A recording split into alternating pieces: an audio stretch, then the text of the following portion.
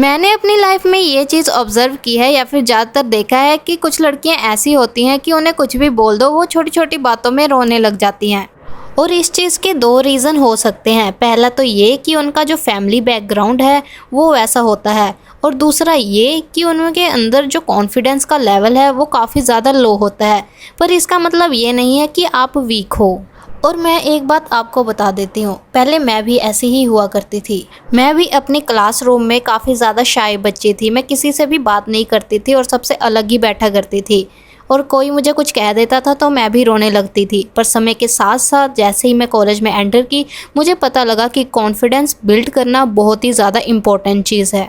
और इस चीज़ के बिना मैं कॉलेज में सर्वाइव करने के बारे में तो सोच भी नहीं सकती थी, क्योंकि हमें किसी न किसी चीज़ के लिए कभी ना कभी किसी की तो ज़रूरत पड़ती है, जिसके लिए हमें किसी से बात भी करना पड़ता है, और उसके लिए हमें कॉन्फिडेंस की भी ज़रूरत होनी चाहिए। अब यहाँ पे एक और बात, मैं अपने कॉलेज के पहले दिन ही लेट थी, जिस वजह से जो मेरा पहला लेक्चर था वो आधा घंटा मिस हो चुका था, जो कि इंग्लिश का था। अब यहाँ पे मेरे में इतना कॉन्फिडेंस नहीं था कि मैं टीचर से पूछकर क्लासरूम के अंदर चली जाऊँ, क्योंकि वहाँ पे भी कम से कम 50-60 बच्चा बैठा हुआ था।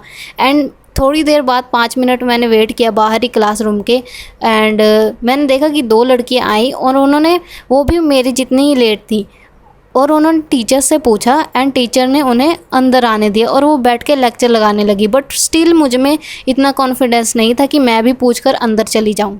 तो यहाँ पर देखने वाली बात है, अगर मुझ पे भी उस टाइम उतना कॉन्फिडेंस होता जितना अभी है, तो मैं भी उस क्लासरूम के अंदर बैठी होती और लेक्चर जो है वो अटेंड कर रही होती। तो इसी वजह से आप सभी को कॉन्फिडेंस बिल्ड करना बहुत ज़रूरी चीज़ है। सेल्फ़ कॉन्फिडेंस हर व्यक्ति में होना चाहिए। इसीलिए मैं आज लेकर आई हूँ 7 टिप्स एंड हैबिट्स जो आप फॉलो करके खुद में कॉन्फिडेंस ला सकते हैं, जो कि मैंने अभी तक अपने टीचर्स से और खुद से सीखा है। तो चलो वीडियो को शुरू करते हैं। नंबर 1, खुद से किए गए प्रॉमिस को कंप्लीट करो। ज़्यादातर हम लोग क्या करते हैं कि हम खुद से ही प्रोमिसेस करते हैं और उन्हीं को तोड़ देते हैं, जिस वजह से हमारे ब्रेन को गलत सिग्नल मिलते हैं और हमारा कॉन्फिडेंस जो है वो बिल्ड नहीं हो पाता। कॉन्फिडेंस को बिल्ड करने के लिए सबसे पहली बात है कि हमें खुद पर विश्वास होना चाहिए, जिस वजह से हम जो खुद से प्रोमिसेस करते हैं उन्हीं को तोड़कर हम उस कॉन्फिडेंस को लो कर देते हैं। जैसे कि हम सभी को पता है, हम खुद से वादा करते हैं कि आज मैं सुबह 5 बजे उठूँगा, बट स्टिल आप 10 बजे तक सोते रहते हो। आप वादा करते हो कि बस 10 मिनट और उसके बाद मैं फ़ोन रख दूँगी या रख दूँगा, बट स्टिल आप 1 घंटा या 2 घंटा फ़ोन चलाते हो। आप खुद से ही प्रॉमिस करते हो और उसी प्रॉमिस को तोड़ देते हो। तो ब्रेन को ये सिग्नल मिलता है कि आपका खुद पे ही ट्रस्ट नहीं है, तो आपका कॉन्फिडेंस बिल्ड कैसे होगा। हैबिट नंबर 2, अपने मनपसंद के या फिर अच्छे कपड़े पहनो। और इस चीज़ का मतलब ये है कि ज़्यादातर मैंने ऑब्ज़र्व की हैं ये चीज़ें कि जब भी हम अच्छे कपड़े पहनते हैं या फिर अपने मनपसंद के कपड़े पहनते हैं, तो हमारे अंदर जो कॉन्फिडेंस लेवल हो वो अपने आप ही बूस्ट हो जाता है, उसका लेवल इंक्रीज़ हो जाता है। और ये चीज़ें मैंने खुद के अंदर भी ऑब्ज़र्व की है कि जब भी मैं अच्छे कपड़े या फिर मेरे मनपसंदीदा कपड़े पहनती हूँ, तब मेरे को बहुत हैप्पी फील होता है या फिर मेरा मूड काफ़ी अच्छा हो जाता है। और मुझे ऐसा लगता है कि मैं तो अच्छे कपड़े पहने हैं तो सामने वाला मुझे क्या ही जज करेगा। तो हमारा जो कॉन्फिडेंस लेवल है अपने आप में ही बूस्ट हो जाता है। इसीलिए ज़रूरी नहीं है कि आप कहीं बाहर जा रहे हो तो ही आप अच्छे कपड़े पहनो, आप घर में रह कर भी अच्छे कपड़े पहनिए, अपने आप को स्टाइल कीजिए। इससे आपका जो मूड है वो हमेशा हैप्पी रहेगा और आपका जो कॉन्फिडेंस लेवल है वो धीरे धीरे इंक्रीज़ होगा। और ये यकीन मानिए, ये ट्रिक काफ़ी ज़्यादा काम करती है। Habit number 3, daily uncomfortable things करो। और इस चीज़ का मतलब ये है कि कुछ ऐसा करो जिसे करने में तुम्हें एम्बैरेसमेंट हो, यानी कि जो चीज़ तुम्हें तुम्हारे कंफर्ट जोन से बाहर निकाले। और ऐसी चीज़ें करके आपका कॉन्फिडेंस लेवल अच्छे से बूस्ट होता है। जैसे कि अगर मैं एक फॉर एग्जांपल दूँ, आप स्कूल से या फिर कॉलेज तक हमेशा अपने पेरेंट्स पे ही डिपेंडेंट रहते हैं।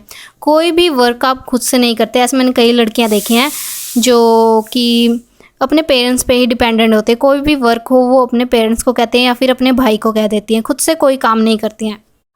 तो मेरा ये मानना है कि अब से चाहे आप स्कूल में हो चाहे आप कॉलेज में हो, अपने डॉक्यूमेंट वर्क जो भी है उसे खुद से स्टार्ट करना शुरू कीजिए। जो भी आपके डॉक्यूमेंट रिलेटेड या फिर फ़ोटोकॉपी, बैंक वगैरह जाना, कैफ़े से फ़ोटोकॉपी कराना या कुछ भी करना, जो कि आपसे रिलेटेड है। ये चीज़ें तो आप खुद कर ही सकते हो, क्योंकि ये सभी काम आपके हैं। आगे चल के आपको वोट कार्ड, पैन कार्ड, इन सभी और भी कई डॉक्यूमेंट्स होते हैं जिन्हें आपको बनवाना पड़ेगा खुद के लिए। पर इसके लिए आप अपने भाई या फिर फादर को तो परेशान नहीं कर सकते। ये काम तो आप खुद से कर सकते हैं, जैसे वकेंद्र वगैरह जाना है, वहीं सब ये चीज़ें वगैरह बनती हैं।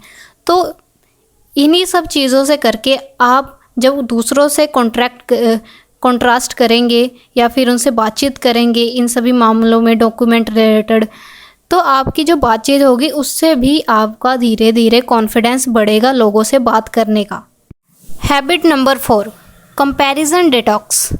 मैंने अपने फ्रेंड जोन में और काफ़ी लड़कियों को देखा है जो खुद का कंपैरिजन दूसरी लड़कियों से करती हैं।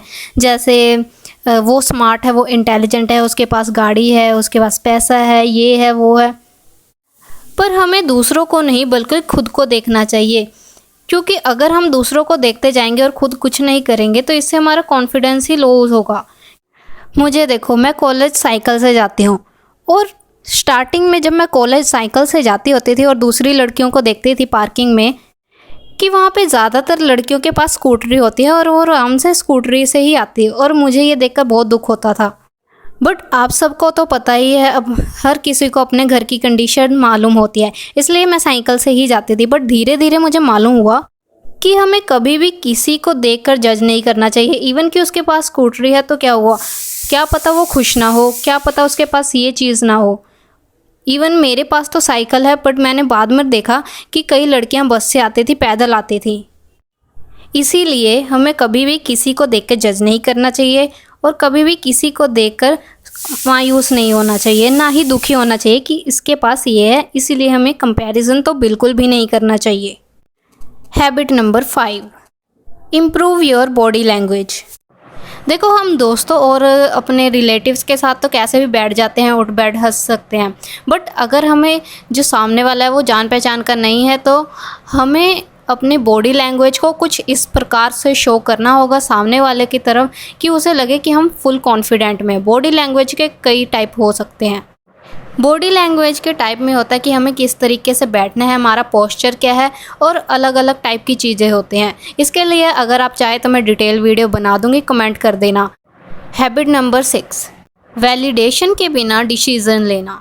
आप में से बहुत लड़कियां होंगी जिसके ज़्यादातर डिसीज़न उनके पेरेंट्स वगैरह लेते हैं, इवन कि छोटे छोटे डिसीजंस भी। पर अब से आपको ये चेंज करना होगा, चाहे छोटे छोटे ही सही, पर आपको अपने लिए डिसीजंस लेना शुरू करना होगा।